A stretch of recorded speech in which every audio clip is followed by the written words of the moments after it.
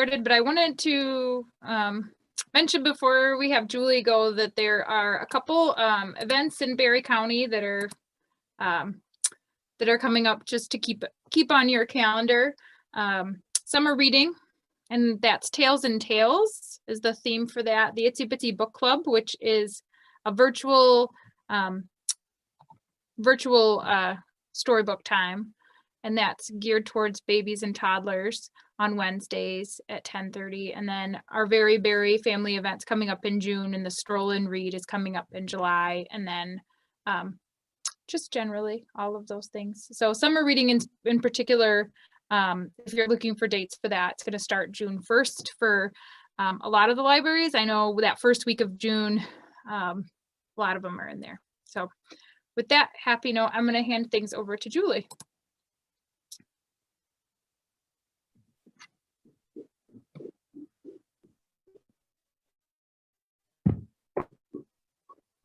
You want to go for the next one? Yeah, go for it. Yeah. Go ahead and go to the next screen. Awesome. Okay. Welcome. My name is Julie, and I am the Great Start Collaborative Coordinator here in Barry County. Most of what I'm going to be sharing tonight is information that comes from what's called the National Talking is Teaching campaign. The Talking is Teaching is a public awareness and action campaign that works towards promoting the importance of early brain development and language development, and supports parents with a lot of different kind of tools to help families learn how to talk and read and sing with their young children from birth. One of the most important gifts that we can give our children is just to help them learn to read and write so they can be successful in school. We aim to make sure that our children are confident, they're active readers, and able to use their reading skills to follow whatever they are curious about in the world. Children don't need to learn reading just related to one skill. Instead, they need to learn to do many things at the same time. For instance, reading can be done by talking, can be done by singing, it can be done by reading. And we hope that tonight's presentation will give you a better understanding of what it takes to learn to read and write, of course, and how you can help your children grow as readers, writers, and learners. Next screen, please.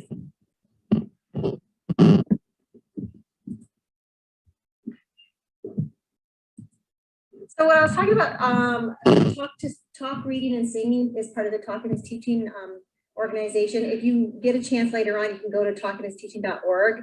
It has so many resources for parents to just to use. When you talk and you read and you sing to your children, even before they can use words, like babies, you're helping them to learn and making them happier too. Research also shows that talking, reading, and singing with your child every day from birth helps build their brains, as well as important language, math, reading, and social skills to use in school. You probably naturally talk to your baby or your children. Just keep doing it and doing it more. The more words and conversations you share together, the better prepared they'll be able to learn. I always say that you are your baby's first teacher. Okay, next screen. So I'm going to talk really quick about some of the literacy guidance. That's a big word, just talking about what parents can do with their children. Birth to 12 months. You can cuddle with your baby as you share a book. It doesn't matter how young your child is. I mean, even newborns, babies are learning what their parents read to them. Point to the books. Point to the pictures in the books. You can say like, look, look, look, the train goes choo-choo. Using words to describe what you see is just building their language skills.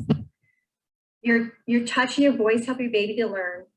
Listen to the fun sounds your baby makes and repeat them. When they coo, just coo back to them. Hold their hand gently, and when they smile, smile back. Your touch can combine with the back and forth baby language. This is the first steps in talking. Play peekaboo.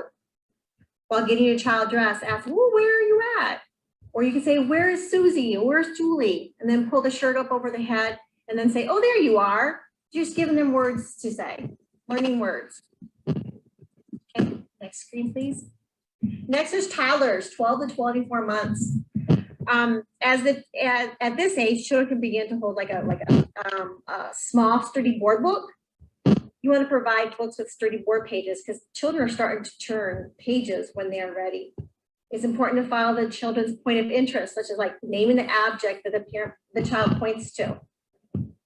Look for books that contain familiar objects children will be able to identify.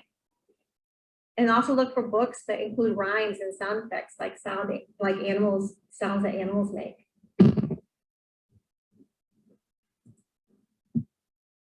Next are older toddlers,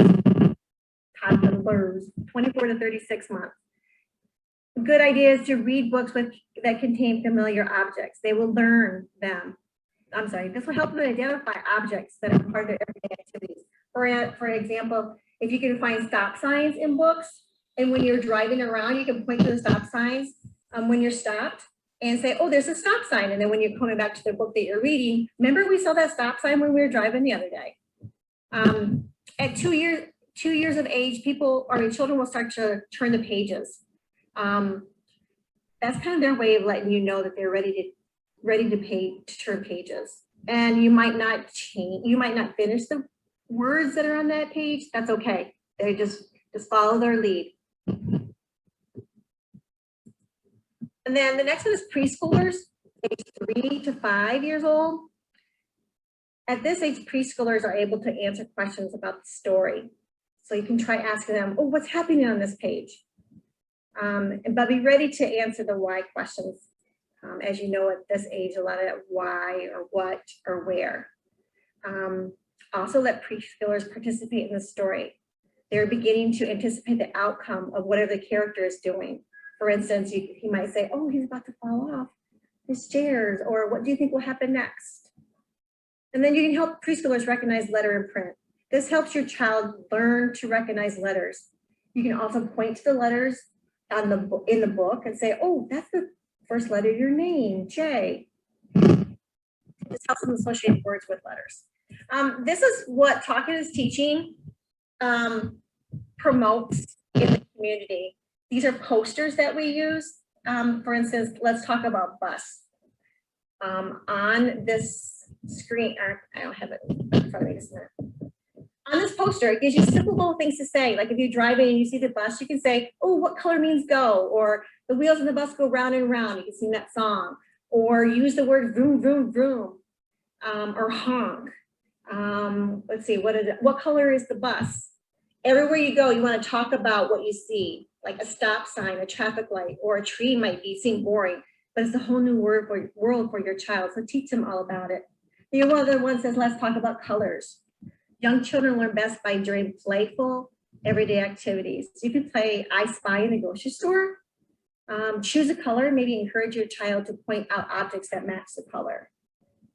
Or for instance, on this poster, it says, what else is blue? Maybe see something that's blue in the store, and then maybe you can say, oh, what else is blue in the store? And they can point to something else.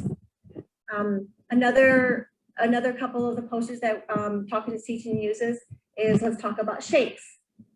Try some, like this can encourage early math skills, activities. Point out shapes on your child's plate or around in the kitchen. Ask them how many sizes a square have, or how many sizes a triangle have, or the smallest and the largest. Just giving them words associating to what you're talking about and what you're looking at and what they're reading. You can also play games during bath time to help your child learn new words. Like take turns dropping toys in the water and say, oh, watch it sink or watch it float. This has encouraged them a little bit of the science skills at an early age. And then I wanted to talk about a famous or popular book that a lot of us are reading. It's called Let's Talk Brown Bear, What Do You See? As infants, you can read a book. You can read this book as you cuddle and relax and feel comfortable with your baby on your lap. Point out pictures on the page and name what you're pointing to. You don't have to read every word. In fact, you don't have to read any words. You can just point to the pictures and talk about what they are doing, or what color is the bear, or what color is the book. For toddlers, this book is a really great book for toddlers. It provides lots of opportunities to learn about animal names and colors. The book can also have a sing-song sound to make it easier for toddlers to memorize. Maybe ask your toddler to point to the different animals on the page. This helps your toddler learn what words are and where the words you are saying come from. And then preschoolers, you can take turns reading and help your child use the pictures as clues to the words on the space. You know, preschoolers like to recite parts of the familiar story, especially if the story is predictable. Pause at the end of the sentence and let your child finish the words they remember. The story is read a lot in school, so they might be able to remember the words that are that will end the sentence. And then look around the room and point to other objects and things that are the same color as the animal that you're reading about. For instance, there's a brown bear. We're talking about the brown bear. You point around in your room, and maybe your furniture is brown. You can say, "Oh, that's the same color as the bear." And then you can also retell the story with stuffed animals that are different colors as well. The next one.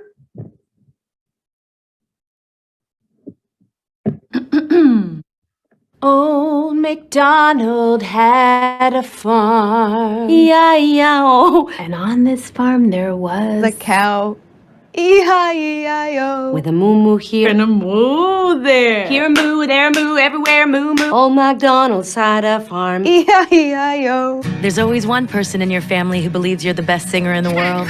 Talking, reading, and singing to your baby helps bring their imagination to life. Learn more at talkingisteaching.org. This video resonates with me because I do not have a good singing voice. But who cares? I don't care. And most of the kids don't care. Silly songs are really important to help your baby learn some of the words. And you can even do that during diaper time. Sing to your baby while you're changing their diaper. Talk about the diaper, raising your legs and raising your arms, or oh, use the wet wipe, it's gonna be cold, and make it into a song. Also for toddlers, singing during everyday activities like driving in the car is a really great way to get your child thinking about what you're singing and maybe associate it to the words, oh, we're going to stop at the next stop sign, or we're going to look at the pretty flowers at the stop sign. You know that toddlers love to get positive attention from you, so singing is a great way for you and your toddler to share any kind of activity together. So don't be afraid to be silly and sing. And remember, my last thing I just want to remember that telling your child a story can happen at any time. Walking to the bus stop, taking a bath, changing your diapers, just walking in the backyard, taking the trash out. Or right before bed, you can tell the story of a child's day. Each of these moments creates an opportunity to build a deeper connection with your child and bring their language and literacy skills. We need to help them build that.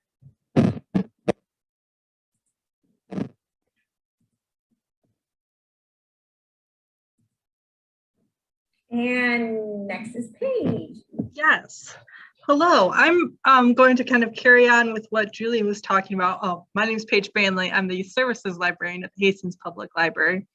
For our story times, I use a similar idea. It's every child ready to read, so it incorporates a lot of those same literacy components.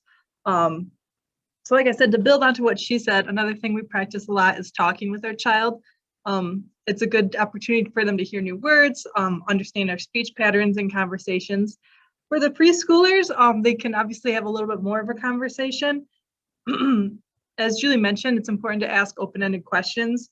I like to try and ask similar questions each day. So if you have a child that's going to preschool, asking them, who was the line leader? Did you play outside today? Did you read any books at school today? And if you consistently ask the same questions, then they might maybe be prepared for it a little bit. Also, I would encourage you to give that nice long pause after you ask the question. It tends to take them a little bit longer to process the question and answer it. Also, you can tell your child what you're doing. So when you're making dinner, tell them what you're doing while they're in the room with you. Tell them what's going on along the week. So it's like, okay, today's Tuesday, tomorrow is Wednesday, on Friday you're going to grandma and grandpa's, and then just keep repeating that as well throughout the week. like Julie, I am not a good singer, but singing is very important. It does, and it's something to keep doing. So it's not just something you do with your little ones, but you can keep doing it into preschool. They may start to learn more songs as they're in school, especially some of the classics that we all know, but I wouldn't be hindered by not knowing all the words. You can still sing and kind of make things up. Like Old MacDonald, you could even just say like Old MacDonald had a hamburger and like go from there, even with objects that you see, to incorporate rhymes or different words or like the chomp chomp sound. You can also add like family members' names or your dog's name or whatever you see around you, just to boost some of that learning that you did as a toddler. Reading is obviously a key important component. So fun little fact is that when you read to at home, kids will hear approximately 1 million more words before kindergarten. So these 0 through 3 and preschool years are very important. A few programs in the community that we have are the Dolly Parton Imagination Library. So if you go to berrycountyreads.org, you can register your child and they'll have books that are mailed to your home.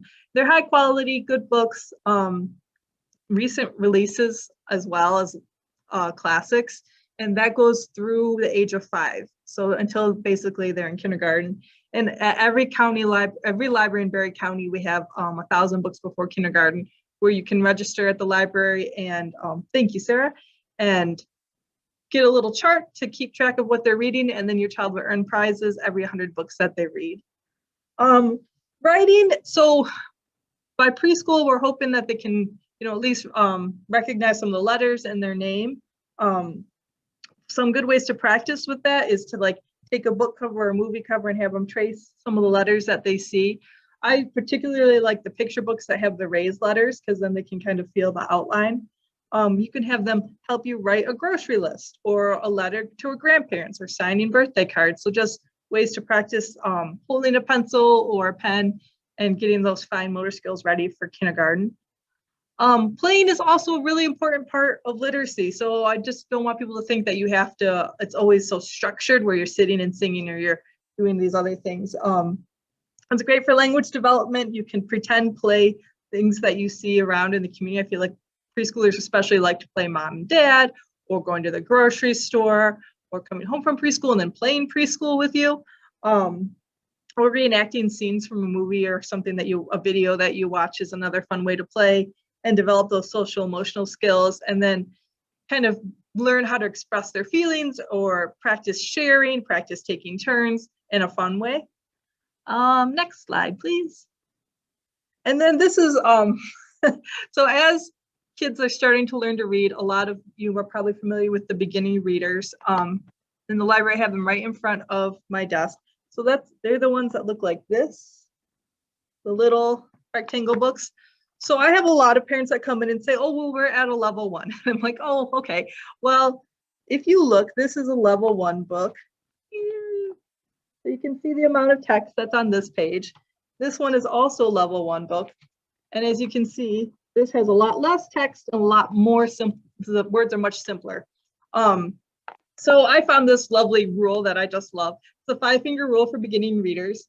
So I have them turn to a random page just like I did. And then for every word they don't know, they can hold up a finger. So 1 or 0 to 1, then it's, excuse me, every word they don't know. So 0 to 1, the book is too easy. 2, then it's a challenge. Maybe if they're wanting to learn to read a little bit more independently without your help, that's a good choice.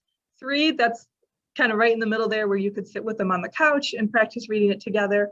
4 depends on how your child's feeling. If they're up for a challenge, you could also read it together.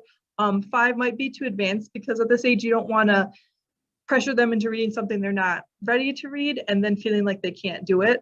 And I would say even get, kind of run the gamut there between the 2s, 3s, and 4s, since you have the books for a few weeks and practice the different levels. But that would be my main guide for getting those early readers for preschoolers because they are really tricky and onto kindergarten and 1st grade. All right, on to Melissa. Hello, I am Melissa Priest. I'm the early literacy coach at the Berry Intermediate School District. And we are kind of shifting our way from preschool age and now into school age and what we can expect from our kiddos once they are in school. So Sarah, if you don't mind going to this first slide, one of the resources I wanted to share with you is a little bit more conducive for when you're needing your kiddo to be doing something independent. So we are well aware that as parents, we have busy lives, right? And we can't always sit right with our child and do something. And so if your child has to be on a screen, one of the screens that we would recommend they be on might be watching a new show on PBS Kids. There's a new show called Molly of Denali. It is geared for students, children between the ages of 4 and 8. And it's been put together by one of my literacy colleagues, Nell Duke. Nell Duke is a researcher out of the University of Michigan, and she helped the producers of this show develop the episodes. So we're going to watch a short video in just a moment by Nell. And one of the things I want to share with you first is this Molly of Denali focuses all about informational text. So it teaches kids about text features and things like that. So Sarah is going to push play. We'll learn a little bit about this, and then we can talk when this video is over.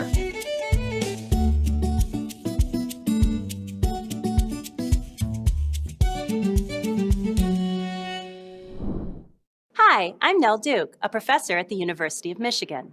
I focus on how young children learn to read and write. I help the producers of Molly of Denali create the show and all the resources that go with it. And I'm also a mom. In this video series, I'll share ways you can help your child with reading, writing, and other literacy skills through activities you already do every day. You read this one. And by using Molly of Denali. So what happened to Molly? The main idea behind Molly of Denali is to teach kids about informational text. Informational text, or infotext, is all around us. It could be in the form of a book that explains something, like what causes the northern lights. Or it could be a recipe, like this one for an Alaskan dessert. And informational text doesn't even have to be written. It could be oral information shared by others, such as a grandparent. We can all learn from infotext because that's its purpose, to convey information. Infotext explains topics, teaches us how to do things, tells us about famous people, and even gets us to the right stop on the subway. As you can imagine, learning from informational text, especially about math, science, and social studies, is one of the most important things that your child will do in school. But children also need to learn about infotext. They need to learn what it is for and how they can use it. This will not only help them in school, but in life. Do you know what that is? No. That's a caption. Caption. Yeah. Molly of Denali can help your child with that. The videos, games, and activities in Molly of Denali are carefully designed to teach children about informational text. And this video series will give you ideas for how you can reinforce and extend the learning from the show. That's the recipe. Yeah, and So what do you think of recipes? there's first a part where it tells you the ingredients, and the second part is where you tells you which one to go first and which one to go second and which goes third. The more you and your child watch Molly of Denali and do activities from the show together, and the more you check in as your child plays Molly games, the better. You'll see many ways you can support your child. For example, by pausing the show to point out the informational text. Did you see her go to the index? Yeah. By talking about it afterward, and most importantly, by applying it to your daily life. Do you like when mosquitoes are all over you? No. Do you like when they're like, okay, you And no surprise, it's best to use informational text for things your child really wants to know or do, rather than using it in schoolish ways. I would like to look all about Mars. Mars? You'd like to find out about Mars? You can use informational text with your child throughout the day, following recipes in the kitchen, 1 cup. looking on the internet for answers to questions, Let's read about it. Okay, let's read about it. reading about famous people you follow, using a map to navigate around town, reading an information book before bed, and more. I hope you enjoy experiencing Molly of Denali with your children as much as we have enjoyed developing it. Scholars have called kids who love information, who like to become experts in certain topics like dinosaurs or jewels, info kids. Info kids make lots of use of informational text. I hope these videos give you some ideas of how to use the world of Molly of Denali and everyday opportunities in your own world to help your child become an info kid too.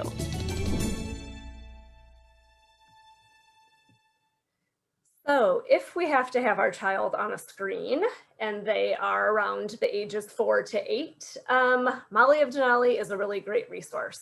If you are interested in doing any of the activities that go along with the show that was referenced, you can always click on pbskids.org/Molly. And there are several links within that. You can watch episodes there. You can print out the activity pages that you saw referenced in the video, or you can even download the app onto an iPad like they showed in the video as well. So that is a really great resource. Next slide, please. So we're going to talk about some staggering statistics here a little bit. As we get into school age schooling, I should say, once kids are in kindergarten and beyond, we are finding that kids are coming in struggling with reading, struggling with literacy skills. So you can, I don't know if you can see those statistics too well, so I'll just share them with you. Students who are known to not be proficient by 3rd grade are 4 times more likely to drop out of high school, which is pretty staggering and concerning. And so that's why literacy coaches around the state here in Michigan are doing what they're doing to try to help support teachers get students upon grade level. About less than half of 3rd grade students are not proficient on the MSTEP, which is the state standardized test. And so we are working to fill those holes before they get to 3rd grade in order to meet some proficiency. The good news is that for about 80 to 90% of students that are poor readers, interventions that are put in place before 3rd grade can get students back on grade level. So we're really looking at students in the younger grades and how we can support them with interventions. And one of the most important pieces as families that I think we need to really understand, I mean, even as a mom, I feel like my kids are at school all the time. But really, children spend 15% of their lives from age 5 to 16 in school, and 85% of the time with families and in the community. So when we break down the number of hours that they're in school compared to the number of hours in a day, they are with families and community a significant amount longer. And so we know that we need to provide resources to families and communities to help support that. Next slide, please. So as a literacy coach in the schools, we are going through and looking at some literacy essentials. There have been 10 literacy essentials that have been developed by Nell Duke, who you saw in the video, and many others. And one of those essentials is collaborating with families in promoting literacy. So we'll talk about a little bit about what that might look like on the next slide, please. Thank you. So really, we're trying to support families in engaging language and literacy interactions with their children, which of course is what you've seen so far and we will continue to discuss tonight. We're talking about ways that families can prompt children during reading and writing, what prompts they can provide kids when they get to an unknown word. Really focusing on how families can incorporate literacy promoting strategies and activities. So you saw in the video cooking, right? And Julie referenced a little bit about communicating with your child. Promoting independent reading with your kids. Once they get to the point where they don't need you guiding them, how we can promote them.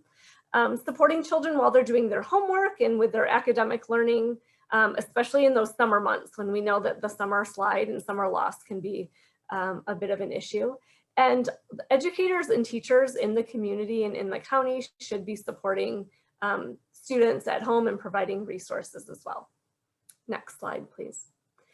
This blue grid looks a little confusing at first, but it really offers a progression of reading for school-age kids. So this comes from MyBlissy, which is an organization here in the state of Michigan. And you can see on the left-hand side, the 5 big ideas of reading are displayed. So when we're talking about those big ideas of reading, we're talking about phonemic awareness, phonics, fluency, vocabulary, and comprehension. So you can see how some of those boxes are shaded. So along the top, you'll see grades, kindergarten through 5th grade, and then there's dark blue boxes shaded in for part of those. So what we're hoping and supporting teachers in doing, and although we share this with teachers, it's important to share with parents as well, is looking at where kids need to be proficient within that skill by what age. So let me give you an example. When we talk about phonemic awareness, we're talking about early literacy skills. These are things that kids can do in the dark, right? They don't need any pictures in front of them. They don't need letters in front of them. They can be done in the car. So for example, under kindergarten, in the first part of first grade, it says blending and segmenting.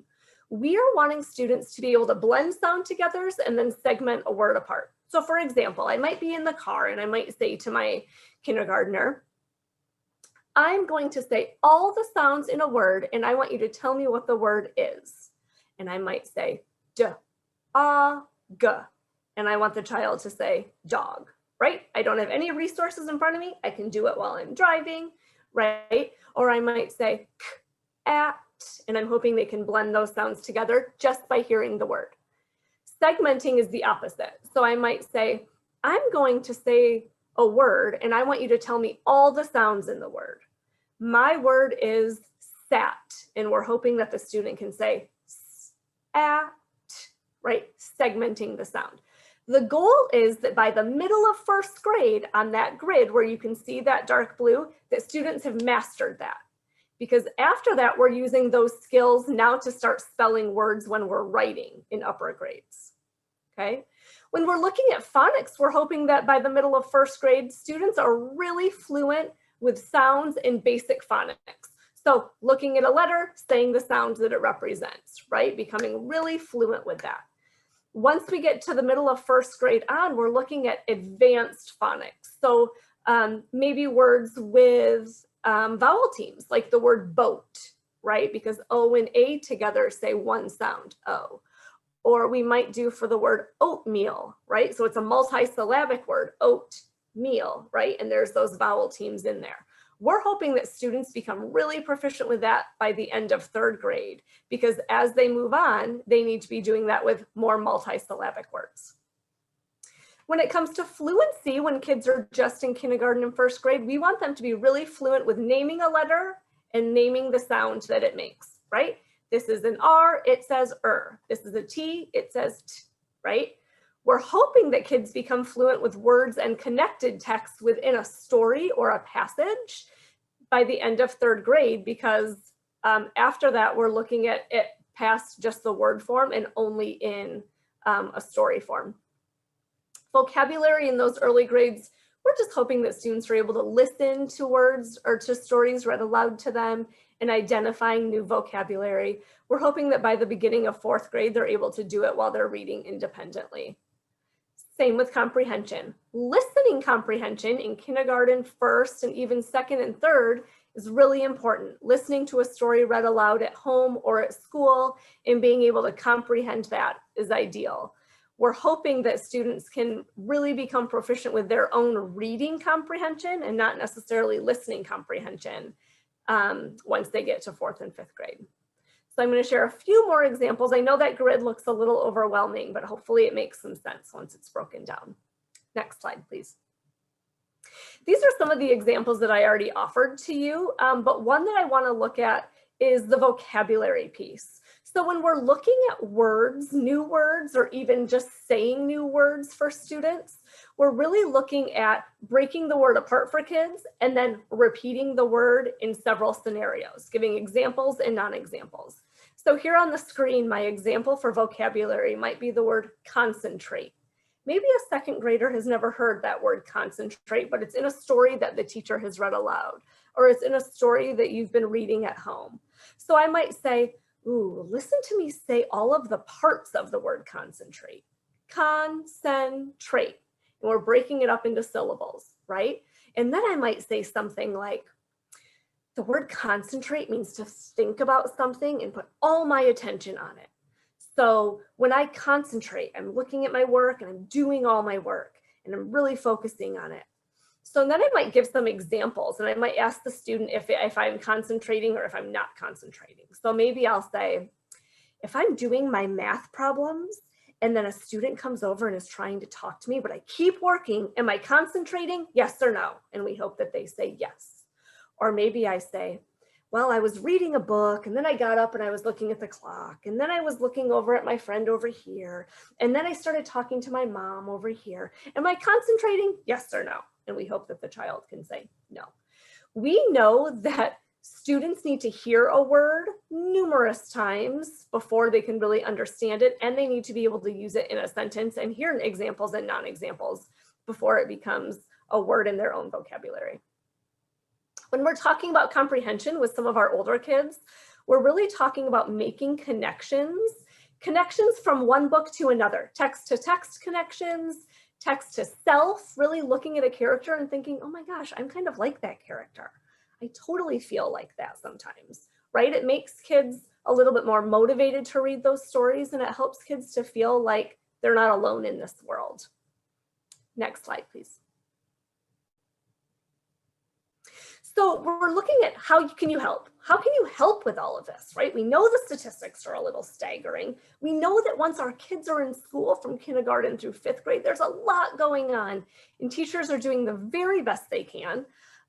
We know, and people have told us for years, that we should be reading to our kids, right? Read aloud to kids. Reading to kids is good. Julie referenced having board books for when they're young, and we know that we should be reading to kids of all ages. Early readers, students that are just really learning how to read independently, and even kids that are able to read independently still need to be read to. So it's easy for us as educators to say read to your child, but not everybody knows what that should look like. So we are going to watch a video about strategies to use at home when reading with your child, and then we will talk about a few extra pieces on how to help those older kids as well.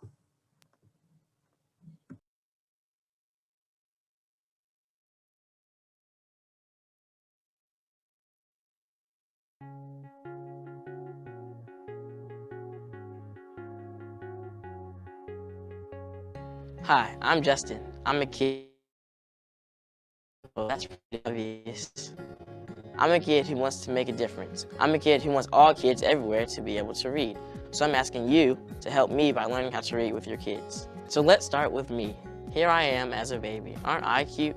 When I was this age, my parents read to me. I know I was just a baby, but this is the time you start reading to your child. This is when you can truly make a difference. But it's not just about turning pages and telling stories. It's about reading. R, repeat the book. E, engage and enjoy. A, ask questions. And D, do more. When you read stories, you should repeat the book at least 3 to 5 times. Kids really love that. But to keep things interesting, make it a little different each time. He is happy because he got a ribbon. When you read the story the first 2 times, you want to push in the events. That means you talk about what's happening in the story and what the characters are doing. I wonder, what did she do to get that hat? I wonder what she had to go through to finally to have that hat. So let's read and find out, okay? She just realized she might be able to get that hat if she can find a walking stick to trade for it. For the 3rd and 4th reads, you want to push in thoughts and feelings. This just means talk about the characters and what they are thinking, why they are acting a certain way. Birdie, remember how does he feel? Yeah, that's a birdie. He's so sad. Another benefit of reading, bigger vocabulary. And she doesn't care if she loses feathers. She just wants that hat. That's right, and she'll grow more. She's determined to have that hat, right? That chicken really wants that hat. She is one determined fowl. The 5th read is everyone's favorite because that's when the kids become the storytellers. You will have taught your child so much about the book, they'll be able to tell the story on their own. And who's that? Chicken. Chicken. And they'll be using the vocabulary they learned from the first 4 reads. Because his nest is hard to sit on. His nest is hard to sit on. Wanted the walking stick. And then she got the hat. She could use them for letting Donkey shoo the flies away. The good thing about repeating books is that you can do it with any child, no matter how old they are. Even if you don't get through the whole book, that's okay. He has a ribbon now to prop his door open. Yeah. How does he feel? How does he feel? Happy. He is happy. Look, he's smiling. The next step to reading is called engage and enjoy. This is my favorite part of the read. Remember when you were a kid? Think way back. No, even more way back. Acting silly was the best part of growing up. And that's the best part of reading. Engage and enjoy just means have fun. Use different voices for the characters. Act out what they are doing in the story. That's a nice walking stick, said Chicken to the Badger. Yes, it is, replied Badger.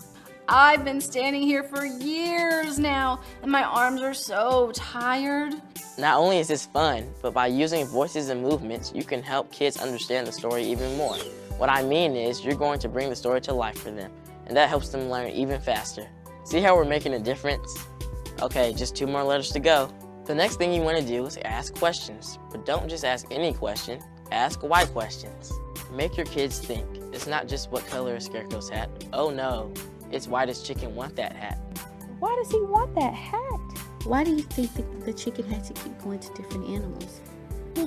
Because she can find one that she can swap for, and then she gave the blankie to the owl. Let your kids share their ideas.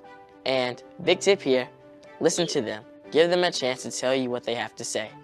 Sounds simple, but it's really important. Kids need to be heard. They need to be confident. They need to feel important. Doesn't everyone? So you say your kids can't even talk yet, so why ask questions? Because even if they can't talk, they can listen. And the more words they hear, the smarter they become. How does he feel? I think. The last letter in read is D. That stands for do more with the book. If you're reading about animals, visit the zoo. If you're reading about airplanes, check out an airport or make paper airplanes at home. Again, make the book come alive. That's when learning really takes place. Please, don't just read to your children, read with your children. Because the animals wanted them. She had to trade a lot of things. She had to trade a lot of things. Eyes are really blind. Her eyes are really blind. What is she looking out for? Wolf.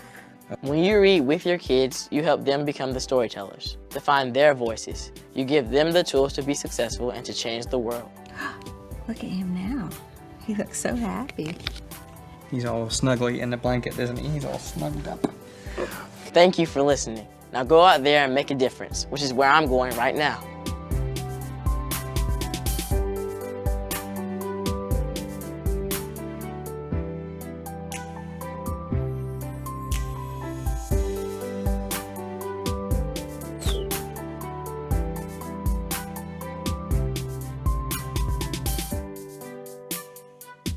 Perfect. Well, I love that video because it outlines a lot of different steps to take with different reads, right? I think oftentimes we think, well, we read that book last night, we don't need to read it again, right? When really the repeated reading is so valuable. A lot of children, as you know, in that video were on the younger end. So one of the other things you can do to help is reading to your older children. Even those that can read independently. So I have up on the screen 10 reasons why. This is from a blog post from Common Sense Media. And I am a mom of a 3rd and 5th grader, both who are really great readers. And it is very easy for me to just say, go do your 20 minutes of reading, and then they go sit on the couch or, you know, go to their reading spot and they read independently. But that's lovely and fine for me because I can get things done, but it's not really offering them what they need. So what are some of the reasons? Why do we need to read to some of our older kids? So one, obviously it builds their vocabulary. We've talked about that before. It improves comprehension. It's great for bonding time. Sometimes those older kids don't really want to hang out with you, but this is a really great way to get yourself in there. It provides positive modeling of just reading at all ages. It improves their listening skills. It's a way for kids to discover the classics, right? I mean, nobody's gonna, well, some kids will. Not many kids will go pick up really great literature that we as adults know are really great. They're gonna go pick up graphic novels and read Captain Underpants and Big Nate again, because that's what they love. But you as a parent and role model can provide more enriching opportunities. It really offers a way for you to help discuss difficult issues with your kids that are a little bit older. It's a way to introduce different genres. It's really a portal into your kids' interests. Earlier, Nell Duke offered in the Molly of Denali video, right, to find topics that are of interest to your kids. It's a really great way for you to find out what your kids are interested in. And then obviously it sparks curiosity and a greater thirst for learning. So we know that that is one of the biggest reasons of all to do it. And finally, a few other things on the next slide, please. Other things that you can do to help while you're reading, choral read or echo read with your children. Choral reading is reading the same sentence at the same time with your child following your voice, changing your tone so your child changes their tone, right? Not sounding like a robot, but actually a reader. An echo read might be where you as the parent read first and then your child is echoing that reading. Ask your child to share what they remember. You know, not just what happened, but again, like in the video, why did it happen? And really asking questions about the story. For an example on the screen, it says, why was Charlotte brave? If you're reading Charlotte's Web, excuse me, why was Charlotte brave? And how do you know that, right? What evidence from the text is telling you that?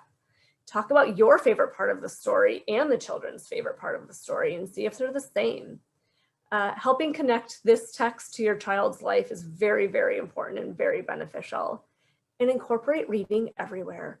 My third grader just asked me before spring break if I would start leaving notes in his lunchbox. He's like, Mom, my friend gets notes in his lunchbox. And I kind of thought we were like, we've outgrown that stage, and we haven't. He loves it more than I know. So every couple of nights, every couple of days, sometimes I'll come into my bedroom and there will be a note that he'll just leave me on my pillow. Like, good night, Mom, love you, right? And I hadn't seen it. So it's just really incorporating those writing pieces throughout the day. So I am going to hand it over now to Paige, and she will continue talking about maybe some reluctant readers or some of those older kids. Thank you, Melissa, especially that heartwarming ending.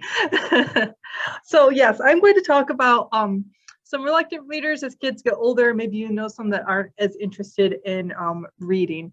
So this is just some fun statistics from a 2019 survey that Scholastic conducted. When they surveyed 8-year-olds, 57% of them said they still like to read for fun, and it dropped down to 35% for 9-year-olds. Similar statistics say they love reading, 40% of 8-year-olds, 28% of 9-year-olds. Meanwhile, across all ages, the average of 53% of kids reported that a book helped them through a difficult time. So they do see the value in reading. 4 in 10 kids reported that they had trouble finding books they liked. And then, of course, the kids that are infrequent or reluctant readers, that was much higher at 59%. And then regardless, again, of age or how often they're reading, 89% of kids agreed that their favorite books are the ones that they picked out themselves. So I just want to talk about how to kind of help guide that process. So the next slide. Okay, so what exactly is a reluctant reader? Basically, it's a person not interested in reading. So they're, kids, adults. There's a lot of reasons why that can happen. Maybe they think it's boring, they have trouble reading, they only read for school, or they've been embarrassed to be seen reading. Also around those ages, you start to get more activities, after school stuff going on. And you also have an increase in having to read for school. So then books that you don't get to choose. And then that also goes with having to write book reports and having projects associated with reading. So really, I want to focus on not the school reading, but the for fun reading. Okay, next slide. So my big point, if you don't get anything out of this part, is please limit the rules and restrictions you have for your free time reading that you have with your child. What I like to have parents do is really think about not yet, Sarah. Still going. What media do you consume on your own personal time? Do you sit there and read War and Peace every night? Is everything educational? Is it always in the same format that you're consuming things? So kind of reflect on your own self before you start critiquing what your child is consuming on their personal time. So if we're adults and I don't place restrictions on myself as far as like I have to be reading classics, so why would I do it? All right, next slide.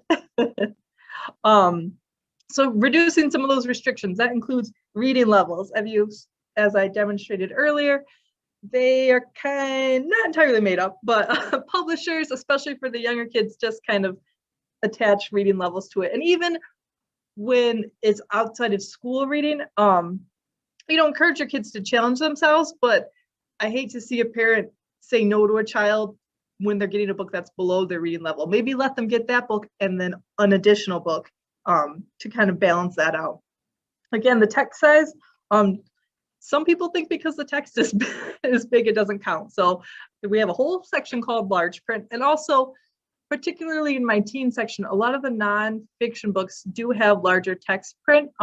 They're just high interest books with maybe not the biggest vocabulary, but it's still a good way to introduce someone who's a reluctant reader.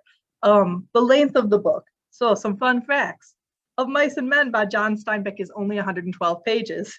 The Old Man and the Sea by Ernest Hemingway is only 132 pages. So your child does not have to be getting the big thick book. The little readers, for one that's especially intimidated by reading, it helps. There's some great kids books, chapter books, teen books that aren't super long that are a good way to start getting the ball rolling.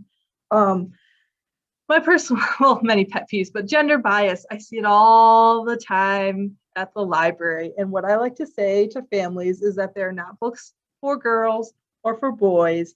There are books about boys and girls. There are books about mice where they're the main character. You can just, it does not matter. One of the books I'm going to be talking about later is a very popular graphic novel that's about a little girl. And I've had multiple boys that I had to say, no, it's okay. You can read it. Because it is popular and they see their friends reading it. So really leave your biases at home. And then forced finishing is another thing. I think partially with reading for fun versus reading for schools, you don't have to finish it. I'm an adult, I'm a librarian, I read all the time. Of the last 3 print books I've started, I quit 2 of them because I didn't like them. If your kid's reading for fun and they don't like it, that's okay. We'll talk more about what to do when that happens. Also, I would encourage for someone that's intimidated by a long book or feeling like they have to read a book cover to cover to check out some nonfiction books that have fun facts kind of spurted throughout or different chapters that they can just read those few bits and then it's not as intimidating as going through a whole novel. And then also, I'm going to talk about graphic novels, but magazines, Discord servers, which are basically like a group chatting thing online that a lot of teens use, those are reading. I'm not going to get into monitoring your child's behavior online. There is a family support video on it on their YouTube page, but like a lot of kids will read fan fiction and things like that. So talk to them about their interests and then kind of expand your idea of what reading is in those formats. All right, next slide. So finding the right book. This is a little quote I like. When we provide reluctant readers with superficial material with no connection or context to their own interests, we're further disengaging them. So kind of like what Melissa was saying is making those connections between the characters and your child. So you really need to be focusing on their interests, not what you think they should be reading and not necessarily what you enjoyed as a child. I've weeded books from our collection that are probably part of the reason I'm a librarian, but it's not for me, it's for them. So sorry, but maybe eventually you'll get to those classics that you really enjoyed. So finding the right book. Kids love banned books if they know they're banned. I was that way in middle and high school. I guess I was a bit of a rebel, but they like to know why it was banned. As a note, most books, especially currently that are banned, aren't actually banned. It basically means that someone saw it on a school's reading list or in the school library or in a public library and said, oh, I wish it wasn't there. And typically we have collection policies that are like, well, then don't check it out, but we're going to keep it. Featured on this slide, All American Boys is still, even this past year, one of the top 10 most challenged books in the United States. Got a few others I want to talk about that are banned books as well. But kids like to find those ones because they like to see like, what is it that's wrong with it? So again, leaving the judgment and the bias at home, especially because a lot of banned books kind of do talk about hot button issues. But again, that's how you have those conversations with your child. If you're concerned maybe about some of the topics, like All American Boys is an excellent book. It's about a police beating of a young Black man and then a white boy that's also related to those events. What a great one to read together and talk about the things that are happening in our world. That's how you start those conversations. When you come into the library, if you're at the bookstore or something, let your child take time to decide what they're looking for. Like have them sit in the chair and read a couple pages or flip through the chapters to really see if it's something that'll catch their interest. And I do say judge a book by its cover because they're there for a reason. There's a whole market to make them. So let them pick out the books and see it and see what covers draw them in. And then again, looking inside, seeing what it's like. So I'm going to just show a few books that I think are good ones to help for those reluctant readers. So picture on the slide is Smile. That's the one that I've had a lot of boys I've had to convince to read. It's won a lot of awards. Our copies are all being up and I've had to purchase new ones. It's a great graphic novel though. This other one, Sadie, is definitely for an older teen book, but what I want to show for reluctant readers is the way it's written is it's like in first person, but then it's also written, I don't know if you can see this, like a podcast. So it's a new format that kids maybe already listen to podcasts, and it's like interviewing different people for a missing girl. So it catches you, it keeps you in. I will warn you, if you want to read it as an adult, you might like throw it out the window at the end, like in Silver Linings Playbook. The ending is, it's good, but ooh, it's a lot. Another one is one of my favorite books that's also been banned, which is The Absolutely True Diary of a Part-Time Indian by Sherman Alexie. So this has been banned multiple times because of just some of the topics that a young boy discusses. But it has cute little drawings throughout and things that kind of break it up. Very relatable to a middle or high school boy like this. But it's, again, I would say just really taking the time to look at the books and see what they're interested in. And things that break up the text really help for those reluctant readers. We can go to the next slide. So then providing a wide range of options. So you don't have to have it be novels. You can pull some graphic novels, you can pull some regular text, and again, magazines, things that find them of interest. Go to the library and leave them alone. Like let them browse the teen area by themselves. Let them browse the chapter books by themselves. I feel the same way, like if someone's breathing on my back, asking me, do you want this, do you want that? Then you kind of feel this pressure. You can have them talk to me or a wonderful teen services librarian, Emily. And even I do that with adult patrons sometimes. It's like, here's what you're interested in. Let me know if any of these don't work for you and we'll keep going. I didn't write them. So if you say, no, this doesn't look good, I don't care. And also, so you bring home a bunch of books and they start to read one and then they're like, no, I don't even want to finish that. That's a good time to start the conversation of what didn't you like about that book, because that's just as helpful as to know what they did like about it. So if they're saying this didn't make sense to me, I don't like sci-fi books, or I wish that there was more drama in it, then you can build upon that to find what they like.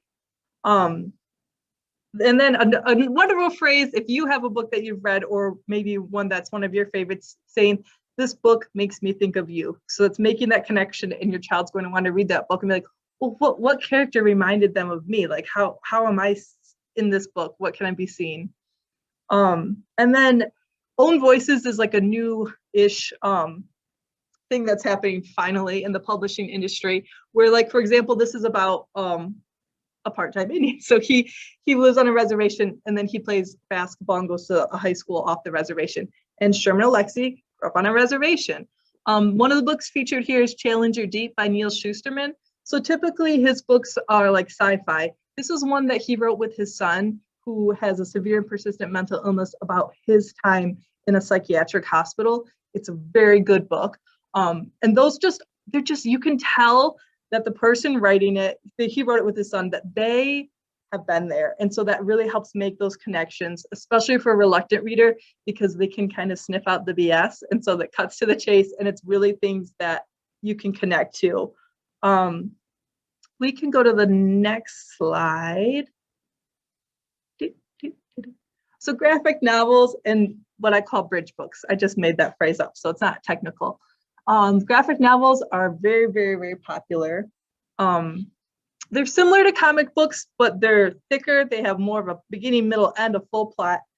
Featured here, and I've got it with me, is New Kid, yay, by Jerry Craft. So this is about a middle school boy who, it's a new kid. So it's his first year at a new school. As you can see, it won multiple awards. It was the first graphic novel to ever win the Newbery. So that's what I'm saying, when these have really good content. It's not just, no offense to Superman, but it's not just a quick little comic book. Okay, so not always the best content. Dogman. My kids love, I've got a 4-year-old, I read Dogman. I substitute some of the words. Dogman is so popular. He came in second for our book character tournament as far as popularity. A lot of parents are reluctant to have their children read it. I get it. There's words purposely spelled wrong. There's a lot of words that we don't use in our home. that are in it. This is one though that give it to them, have them read it, and then you can build onto some of the other books. So just getting them in the habit of taking the time to sit down and read a book is what's the main purpose of some of those. Here's this one. So like Melissa said, Big Nate, not always the most highbrow, but again, it has images and then it has some text and more images and text, similar to ones that are pictured here. So I've got Geronimo Stilton. So as you can see, he's got some colors and some bright text. And then that is Dragon Breath in the corner here with the whole little picture and a wall of text. So it kind of balances out. So you've been reading Dogman, you're over like Kitty and you get it. But these are some ones to read to start to practice, especially, you know, the end of summer, you're getting ready to get back into school. And then I had this big, thick, look at how scary this looks. That was featured on the last slide. So this is the invention of Hugo Cabret. It's almost all really beautiful pictures and then occasional text. So I know I was talking about not being intimidated by thick books, but this is where it would come in, where you pull it off the shelf and have your child really flip through it and look and get into the book and kind of discover what it's about. And then the final graphic novel, and I guess concept I want to explain, is manga, especially for like, I'd say middle school getting into teens. So basically, I found the official definition, but basically they're like regular graphic novels, but they're from Japan. So contrary to what we're used to, this is the back and this is the front. I would just hesitate. There's kind of a stereotype that they're inappropriate for children. It's just a style. So they have little mangas for our little JFIC chapter readers all the way up to adult ones, just like graphic novels. But these are super popular. There's a lot of TV shows, like My Hero Academia is a popular TV show, One Punch Man. Some of them are TV shows, so it's great, especially for the older ones that are that have been reluctant readers and you're trying to get them into it again, to start with these, and they can tear through it. So it's always like, yes, I accomplished something. I've seen kids leave with a huge stack and then really get into them and come back. So I would say don't be dissuaded by this. It's a little bit different. It's something that wasn't really around when I was growing up and reading, but they're popular. It gets them reading. And again, you can build onto it. So I have some mangas that then eventually turn into full-blown novels about some of the same characters. So a lot of it's just about getting into that habit of reading. Okay, next slide. We have some wonderful options, and a lot of libraries do in Berry County and beyond, as far as e-readers and digital collections. I would encourage you to do audiobooks. A lot of the books I read are with an audiobook, especially for like a thicker nonfiction book. Or I just had a mom they were reading a book in class and her son was doing well, and then they went to being at home again in digital or virtual learning, and he lost the book that he was in. So we downloaded Overdrive and got the audiobook because it's the exact same thing. So it's, again, a good way to get them into the habit of just hearing a story. It's a great way to listen to get together. Last week before spring break, I had a family coming in and we downloaded Hoopla and Overdrive to his phone, and each family member was picking out books for their road trip. Also, it's great to listen to the book and read it. So if you're struggling with reading, you can listen to a really cool narrator reading it while you're going through. Or a great way for both of you to maybe be reading the same book, or one of you is listening to it, one of you is reading it, to start that discussion. Also, you can download them onto your phone or onto a tablet. So some of the Scholastic survey was saying, especially with the older kids, is that they feel peer pressure that, oh, it's not cool to be reading a book, but then you can have it right there on your phone. It's nice, especially when you're stuck waiting somewhere, you just have it right there. You can also do a lot of graphic novels on your phone. I personally use Hoopla all the time to read nonfiction graphic novels, but it'll like take each panel and make it your whole phone. So if your kid is just waiting after school, it's a great way to get them reading, and then they can still jump off, check Instagram, go back to reading your graphic novel while you're waiting. So a good way just to squeeze in reading here and there. But really, I guess my main point would be really to keep an open mind about alternative formats and reading, because the last thing you want is to have someone interested in something, your child interested in something, and then you're putting up barriers because of your own reasons. So my main takeaways: leave your judgment at the door. Again, what I said at the beginning, think about the not the best things that we always consume as media. I'm not going to admit some of my bad TV shows that I watch, but they're there. I read some trashy novels. It's fine. I've also read a lot of classics. So everything in life is a balance. Again, avoiding restrictions. So maybe instead of saying no to that book, what can you get in addition to that one to build your language skills? And then to keep offering different opportunities to read. Just keep, you don't want to put the pressure on all the time, but just keep offering and showing them things. And if they say no to the big stack that you bring home, bring them in here, leave them alone, let them look, just don't give up. That's my spiel. And now it's Rosika. Awesome. So let me merge. There we go.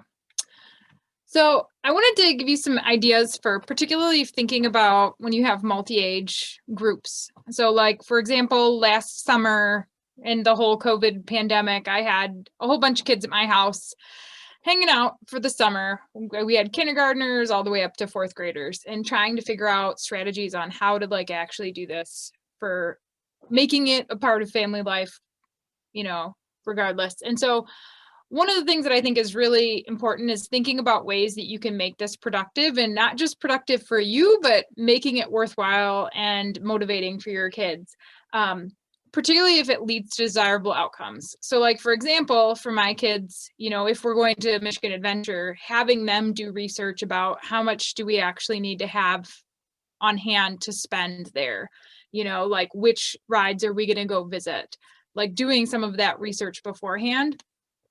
And sort of related to this, if you are going to do stuff, I would recommend doing little chunks at a time. Like sometimes it can feel really overwhelming to try and do these huge projects, or we're going to totally knock out the whole Harry Potter series and it's going to be amazing.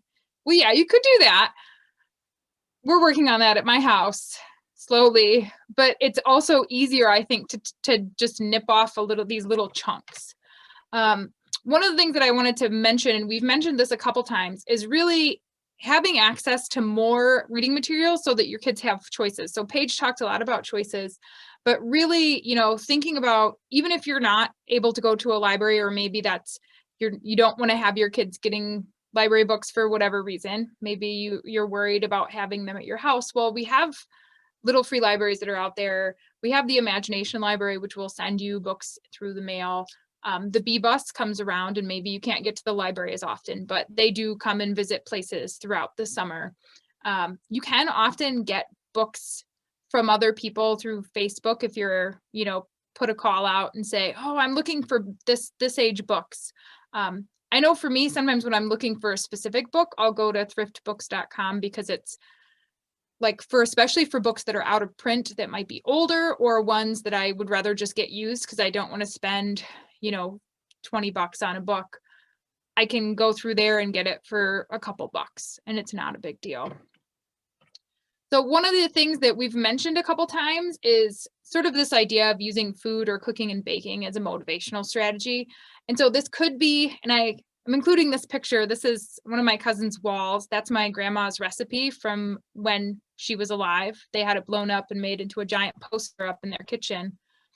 And really, I know for my kids, a motivational strategy is I have them, when I'm doing grocery lists, they are responsible for putting exactly what they want on there.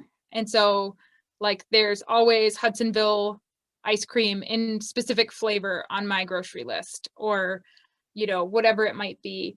When you're doing cooking, having them walk through the recipes, but even letting your kids pick out recipes that they want to try, or picking out stuff on a menu.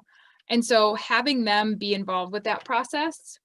Another one that I know has worked for us that I would not have foreseen as being a useful one is working through simple projects that have directions. We've been trying out Kiwi kits with our kids.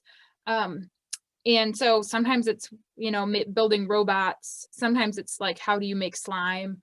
Like even using the eHow website when they're wanting to do something, having them look online and figure it out, because that stuff is out there. And so it's something that they could potentially figure out.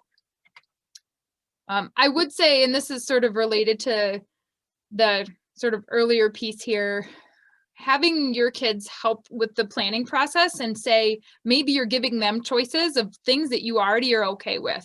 Maybe you're okay with going to Mammoth Caves versus going to Lake Michigan. Those are both fine, ideas. And you're letting them make some of the choices so that they feel like they're empowered and in control. Or maybe you're going to let them choose between going on, this particular beach, or maybe they can go to this particular beach. Letting them have some of that power and let them do the research to make the choices, or choosing which parts they want to prioritize and go to first. And I wanted to mention this because I know you guys might have noticed when we have the YouTube video on, I really, if you are going to do screens with your kids, and it is probably going to happen, turn on those subtitles. I know my kids, this is something that has just been ingrained in them. If they're watching something, it's going to have subtitles on it. And I would say, consider doing sing-alongs. They have these online. Let me just show you what I mean with this. So this is one for the Frozen stuff, which I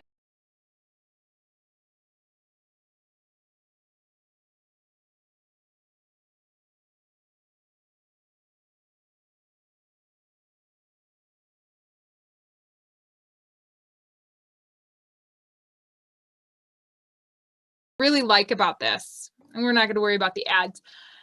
They follow the word with each time as it's moving to a different word, it highlights it. And so especially for younger folks who have not read a lot yet, and they're still developing language skills, it allows them to sing along. They often already know the songs, but to connect those words with spoken word with written word.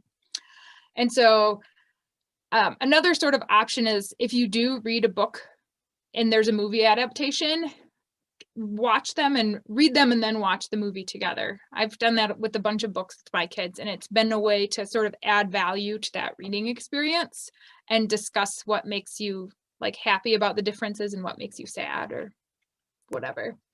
Sorry, friends, there you go. One of the other ones, and this could be related to Christmas lists, but it also could be if they are wanting a particular toy. This happens to be a discussion that is ongoing at my house currently, which is Nerf guns. I have not given in on this one, but Marshall has been researching diligently to try and convince me that this is something he needs with his cousins this summer, where there will be 5 children at my house who obviously think this is a good use of their time. They're still deep in this research, but they are making, both of my boys have been making lists and writing letters with their cousins discussing and plotting what this is going to look like. Has not come to fruition yet. I really hope that it does not, but it has gotten them reading. One of the other ones that I would suggest, and particularly during the summer, is thinking about how you might be able to encourage writing, because I think this is a skill that we often think about reading but not writing, and how to make it sort of chunked in little pieces. So, I think Melissa mentioned writing little notes, but thinking about other writing materials besides just pencils. Maybe it's a fancy pen that's got a flower on the end. Maybe it's sidewalk chalk, giving them some different materials to write with. Having them involved with writing some of those notes, but especially if you have kids who do not like writing very much, have them write postcards. Literally you have a tiny chunk of text that you have to put on there. It's much more doable than having them write a whole letter. Including diaries or journals can be a good way of letting them feel like they can put whatever they want on the page and not feel judged about it. And that's a really big skill. And then, setting them up with a pen pal. I know my youngest has a little boy in his class that they write notes to each other. And it's weird, but they send pictures and text, and they enjoy it. And so I wanted to give you, thinking about us as parents, as caretakers, as community members, just be kind and patient with yourselves and your families as you try new things. What works for one family might not work for everyone else. Reach out if you need help. There are lots of people in your support bubble that you may or may not realize are there. Obviously schools are out there, community organizations are out there, librarians are out there. They all want you to be successful. And the other thing is realizing that not everybody reads or writes at the same pace. And so progress matters more than perfection here. We really want to see growth, not necessarily like that this is all, you're all going to get it figured out in 1 second. So related to that, if you have questions and you're looking for resources, I have contact information here for Julie and Leanne, who's our parent coach, Melissa, Paige, and myself. And so you can feel free to reach out to all of us or any of us. And let me just double check. I hear there are lots and lots of things in the text here in the chat box. So yeah. So Linda, you mentioned here that you take kids or your grandkids to the bookstores a lot. And so thinking about making it sort of a cultural norm for when you're together, that's something that you guys can do as a special connection. I think that's really awesome. We do that even when we're camping. That's the big thing. If we're camping for a week, we have to have a day to go to the bookstore. The child that is just a freshman in high school just went on spring break, and she and her mother had to drive an extra 2 hours to go to Germantown to some special in Ohio, to some special bookstore that has 32 rooms. Can you imagine? And they all love to read. Now they read different things, but we know what they like. So I can be at the bookstore, take a picture and say, have you gotten the latest, whatever the author is? And they can tell me yes or no, and then I can get it for them or whatever. We have a lot of books. We donate a lot of books. We share a lot of books. And it's an expense. It really is. But it has built a wonderful habit for our family. One other thing that I will mention, we didn't actually mention it here, but because a lot of our libraries are in a cooperative, like one of the things, especially when my boys were young, we like to do is there are different libraries in our neighborhood that we would visit who had particular toys that they enjoyed. So Paige had a giant train set that they still think is the Cat's Meow. And like Caledonia had particular toys that were there, and Grand Rapids has particular toys that are in their libraries. And I know that was always something that they enjoyed going, and they have specific libraries that they remember because of the stuff that was in that particular library. So it's another sort of value added kind of thing. Yes. And we get lots of people in here that will be like at Gun Lake for the summer, and they'll stop in to get stuff. And this is random, but the library in Oshtemo, Otsego, next to Plainwell, is amazing. So highly recommend it. The kids area has like a little river and a bridge to cross over. So there's some really cool architecture when you're traveling to stop by libraries. We get people that stop in all the time just on vacation. We won't think you're weird.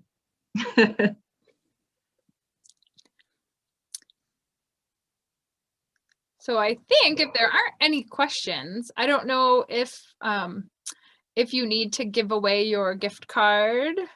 Institute. This month we have Poetry on the Trails. Yes. So, cool. And then you also can go make your own poems. There's like things that are out that are, you can make shaped poems that look like a particular cutout shape, or you can make acrostic poems that are after the EARTH. And then there are a couple other poem like leads that you can do, but you can also just go and read poetry out on the trails, which is cool. Cool. I just want to say real quick a thank you to Jennifer for all that you do, and you are going to be very, very, we're going to miss you. Yes. So I just want to say thank you. Thank you for that. I had just unmuted. So I could thank Jennifer for all of her hard work on the Family Workshop series for, is this the 3rd year now, Jen? Yeah, this will be the 3rd year. And also to the presenters. You guys, this was great. I enjoyed it very much.